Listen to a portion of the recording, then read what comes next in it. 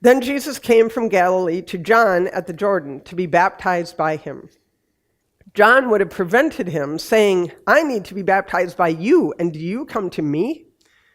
But Jesus answered him, "Let it be so now, for it is proper for us in this way to fulfill all righteousness." Then he consented.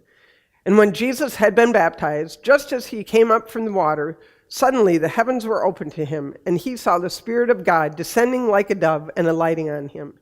And a voice from heaven said, "This is my Son, the beloved, with whom I am well pleased."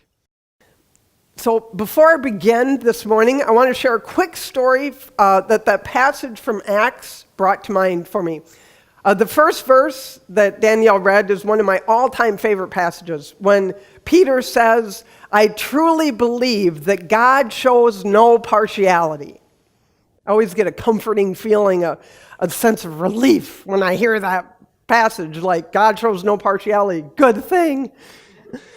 And but as I thought of it a bit longer, I remembered an occasion from my past that's tied to that verse, only it was actually a different translation. It was the King James Version. This is how the King James Version of that passage reads. It says, Peter says, "Of a truth I perceive that God is no respecter of persons." I love that version. God is no respecter of persons.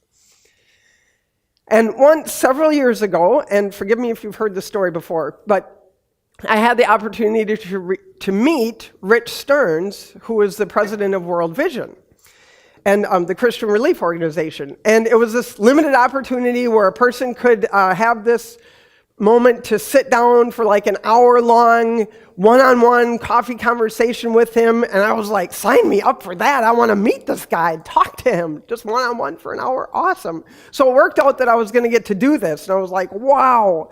And so I set to work planning out everything that I wanted to ask him. I had like 3 pages of notes and questions and everything. And I read up on World Vision, and I also read any article that I could find that had been done with him, so I could come up with all these questions to prepare for this moment with him. And once I had this essay written for how I wanted the whole conversation to go, I took a step back and I considered the whole thing from a different angle, and I thought, I was so excited to meet him and have this time with him, but I also thought, you know what, Julie, he's just another person. He's just a human. Let's not get into like some hero worship here. And I thought, but it's totally going to look like I'm a groupie because of all my notes that I've written and all these things that I've done to learn about him. So I thought, what can I do? Because I don't want to look like a groupie. So I made a plan to deal with it, and this is what I did. When the time came for me to meet him, the first thing I did was I shook his hand, and I said, "Mr. Stearns, I want you to know that I hold very dear the words of the disciple Peter when he said, 'Of a truth I perceive that God is no respecter of persons. And that while I know this is true, and therefore I know that you are no better than any other person, I want you to know that it is truly an honor to meet you.'" So I just thought, level this playing field right now. So he knows, I know, he's no greater than me, even though I'm like, wow, I'm so excited to meet you. So that's how I started my meeting with Rich Stearns, which has nothing to do with my message. I just wanted to share that story. Okay, so on with my message for today. So Christmas is over. We're still in the midst of decorations here, but that'll be done by the end of the day today. But Christmas is officially over. Perfect time to bring something up about Christmas. Okay, give you a whole year to think about it. So a couple of weeks before Christmas, an old friend of mine called me up to ask my thoughts on something that was sort of gnawing on her. She said, "I was at my mom's group the other day where all these moms get together, moms with little kids, and they get together and they talk and do stuff.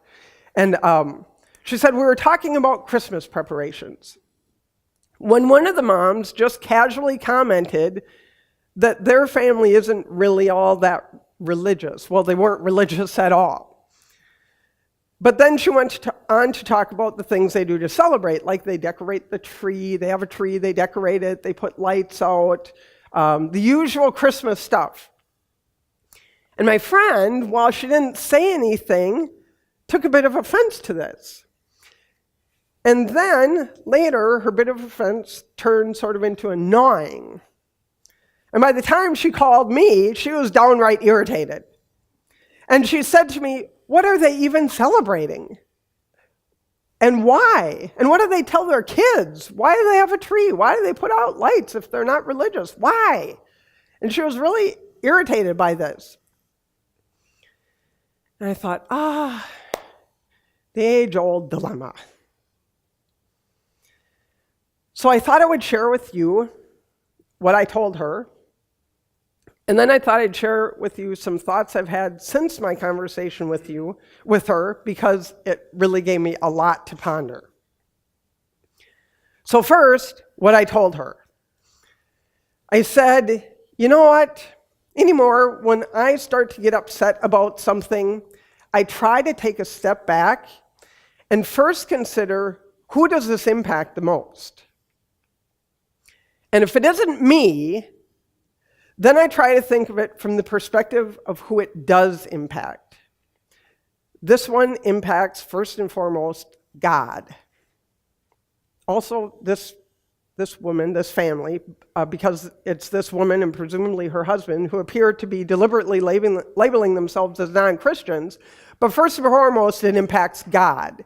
Okay, so then I start by asking myself, okay, then I wonder how that makes God feel. And I feel pretty certain that kind of thing would make God feel sad. Okay? Not irritated or mad, but sad. And if that's the case, if I'm going to take on any feelings about the matter, it should be the same attitude as God. Sort of like, what would Jesus do, only what would God feel? Or how would Jesus feel? So I think probably he'd feel sad about that, to know they're putting up this tree, putting out their lights, decorating, but they don't know him. That would make God sad. So then I think, okay, then it shouldn't make me mad or irritated. It should make me sad, right? Should emulate the kind of reaction that it would conjure up in the person that impacts the most. If that would be God's response, then that should be mine. I don't need to be mad about it. I just feel like, okay, that's how I'm going to move forward. So then I told my friend, I said, next, and I said, just so you know, you called and asked what I thought. I'm not giving this like you wanted to know, so I'm going to tell you really what I think. So I said, next, what I want you to know is, and I turned it on myself, if I'm going to go there, which you've already gone there by bringing the matter up, then I need to realize now I'm on the hook too.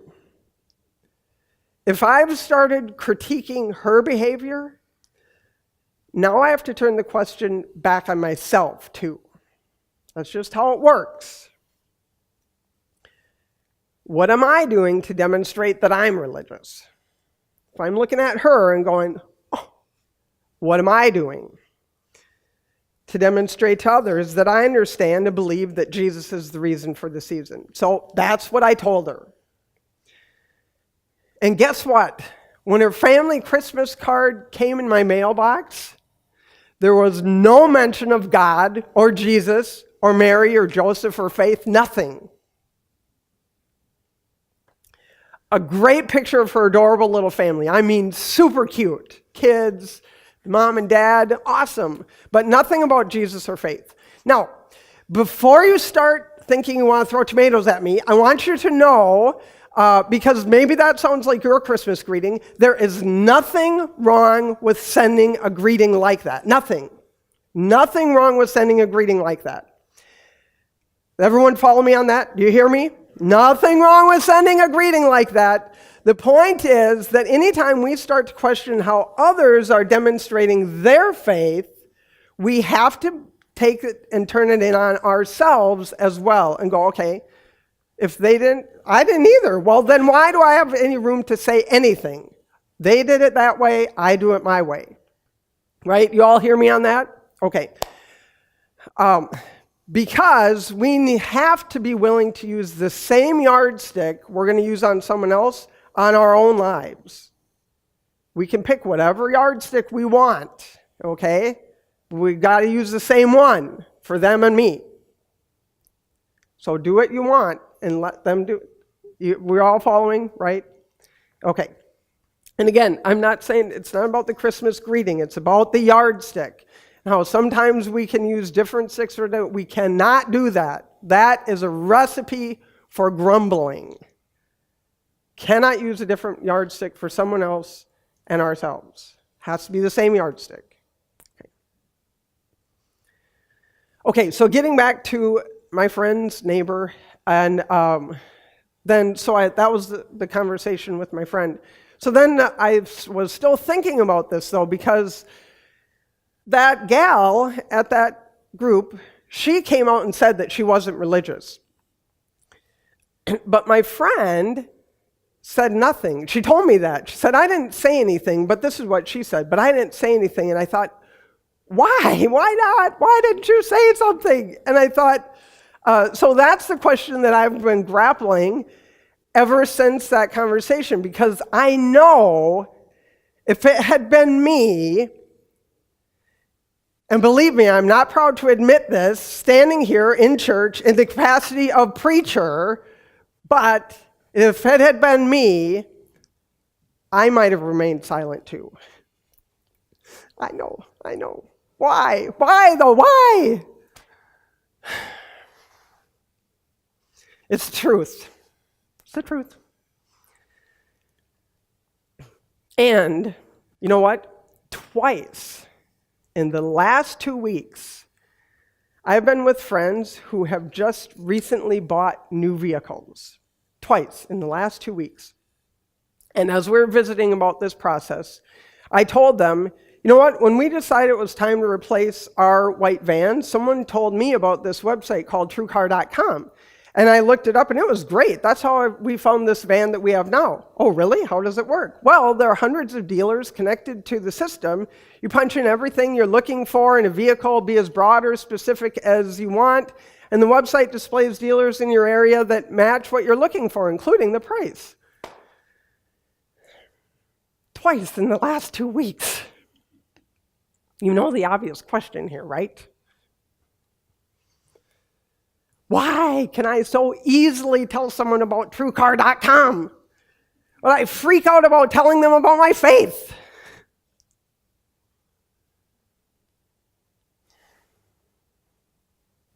What keeps me from speaking up? What keeps any Christian from speaking up? Because I'm quite certain I'm not alone on this.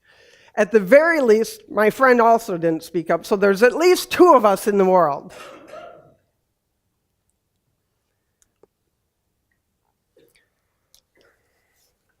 So I don't have lots of answers to this question of why. You know, I've had people ponder, if you could ask God one question, what would it be? And I think, I don't know. God doesn't need to answer me any question. But then I think, this one I would like to ask him, not a question about him, but about me. Why do I have this problem? Tell me, because I can't figure it out.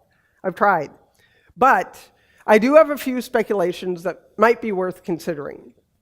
So I'd invite you to take some of these thoughts in your own heart and mind and see if there's any truth in them for your situation, because each of us is going to be a bit different on this matter.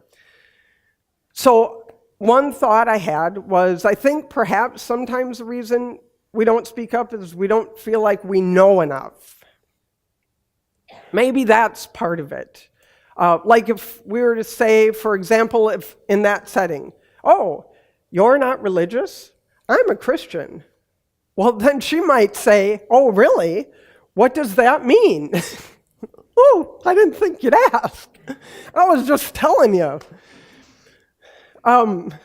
Because that's not a question that sounds like it has a simple answer. And even if we might feel in our own hearts and minds that simple answers are fine for us, which for me they're kind of fine, someone who has stated so boldly they're not religious, they might not be satisfied with simple answers. And so having them question us might seem a bit daunting. And so maybe that keeps us from bringing it up. And I think possibly another reason we don't speak up is maybe we're afraid of coming across as judgmental and offensive. So the first thing we need to do on that one, and I'm totally speaking to myself here, the first thing we need to do is acknowledge that judging someone is different than offending them, okay?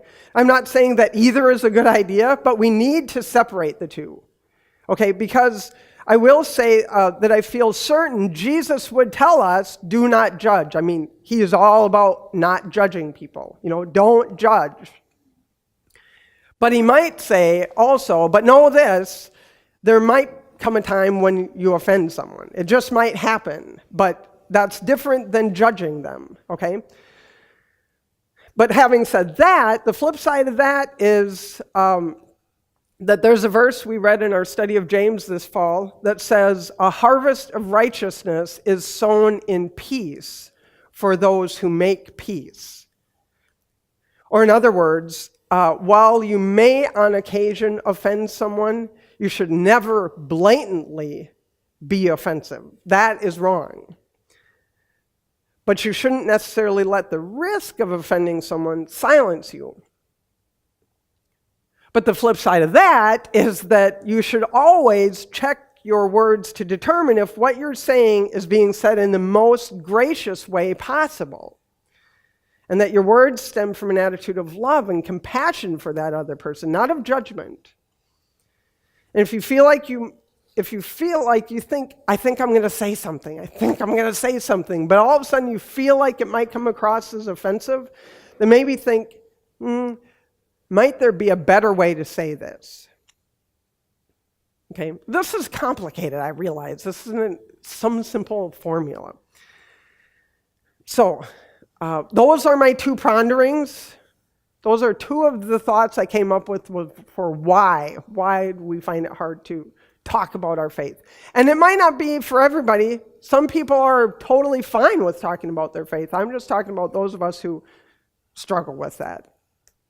So I'm going to leave those two ponderings there. You can ponder them for yourselves or try to come up with other reasons why you suspect it might be that some of us don't speak up when an opportunity presents itself.